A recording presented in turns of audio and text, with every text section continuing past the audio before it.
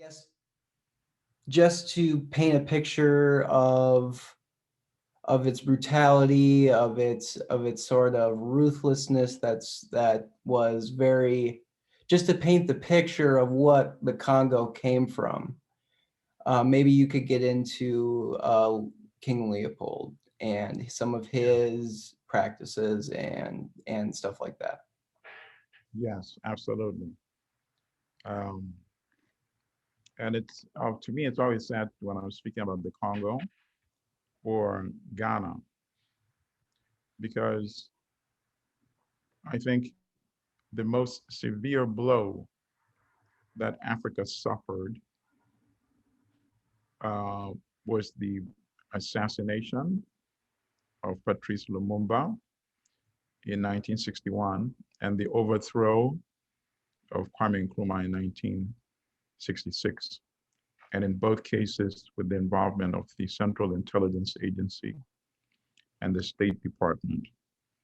And I say this because Patrice Lumumba was inspired greatly by Kwame Nkrumah. And Kwame Nkrumah, of course, wanted to unite the continent into one United States of Africa. He studied in the United States. That's where he did his undergrad. He went to Lincoln University, which is a historically Black university. And then he went to UPenn, and then he went to the United Kingdom, where he finished his studies. So he was very familiar with how imperialism works, and he lived in the belly of the beast. And he clearly understood that the only way Africa would be able to protect its independence and not just have a meaningless independence, because he had also seen how the US was manipulating South America and knew that the same thing would happen to Africa. So his vision for Africa was critical, the most critical, actually, I would say. There were others like Julius Nyerere, Sekou Touré, but I think Nkrumah was paramount. So removing Nkrumah from the historical stage really disrupted Africa's opportunities, really. Mm-hmm. And then the removal of Lumumba, it provided the template for further undermining of other African countries, because then we saw a series of coups d'etats just proliferating across the continent in the 1960s. And independence became completely meaningless. But in order to get even to that stage, I agree with you, we need to go back into the history. Right. At the time of the Berlin Conference of November 1884 to February 1885, when that conference formalized the partition of Africa. Britain, you get these territories. Germany, the host, you get these territories. Belgium, you get these territories, and so forth. They partitioned the entire continent. Spain, Portugal, all of them got a piece of the continent. And by that time, Leopold, the king of Belgium, Leopold II, had already been, foraging into the continent using people like Henry Morton Stanley, the American so-called journalist. He was not a journalist. He was just purely a bandit, He wrote about how he really enjoyed shooting Africans, people that didn't even know him or did no harm to him, just shooting them like, wild game. He boasted of that in his writings. He signed so-called treaties with the various rulers in the geographical location, which is now occupied by what we call the Congo in Africa. And these treaties were just equivalent to the kind of so-called treaties signed with leaders of Native American nations in what is now the United States. They were worthless, just a confirmation of banditry. So the conference in Berlin just basically formalized his so-called ownership of that territory. And as you noted in the beginning, yes, his regime was so homicidal, and there have been many accounts about it. We don't need to go into the details. the estimated number of people killed 10 million. The most chilling photographs of the people who were maimed. People can find that in many history books, even a Google search, Congolese maimed during Leopold's reign would yield some of those horrific pictures. Right. And these were Congolese communities who did not fulfill their regular quota. I don't know whether it was weekly or monthly or whatever the period was. It did not produce enough rubber. Rubber was a very precious commodity in those days before a lot of the synthetics came into being. Rubber and of course, ivory. So they had either a hand or a foot chopped off, even including children, to terrify and incentivize other Congolese to produce more. Mark Twain wrote a satirical piece, like about a trial of King Leopold.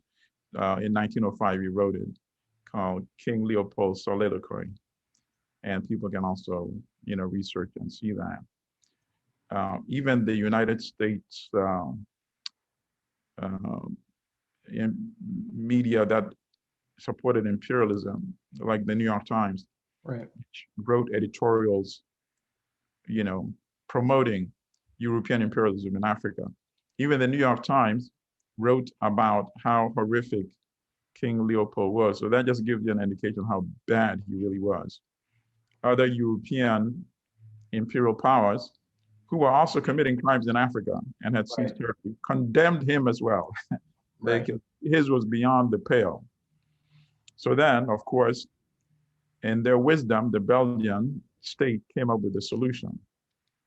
And the solution obviously was not to free the Congolese, but the solution was to transfer the administration of the territory to the Belgian state. So instead of King Leopold's private property, it became a colony, the Belgian state. So there was only a transfer of deed, and the atrocities continued. But things changed dramatically in Africa, particularly after World War II, when many of the Africans who fought on behalf of empire, who fought in Europe, who fought in the Far East, even though they had nothing to do with the disputes going on, they didn't even know what the argument was about. Right. But they just happened to be subjugated by the imperial power, so they were conscripted to fight into either the British army or the French army or the German army in the case of German colonies. When they came back, the ones who were lucky enough to come back alive, it is a story that is not well told, and perhaps in a future episode we could actually spend some time onto that, because I think they deserve that recognition. Absolutely. Millions of Africans were conscripted to go and fight, and many died, but the ones that came back had a very different mindset. They were not willing to just, come back to return to being, as a Kenyan colonialist who was interviewed in this documentary about the Kenyan resistance, said, calling them fifth-class citizens in their own country. So they were not willing to go back to become fifth-class citizens. And they started agitating for, for nationalism and for independence. And that is why I mentioned him earlier, because Kwame Nkrumah was at the lead of all this. And so successful that in 1951, 52, Ghana won what they called internal self-government.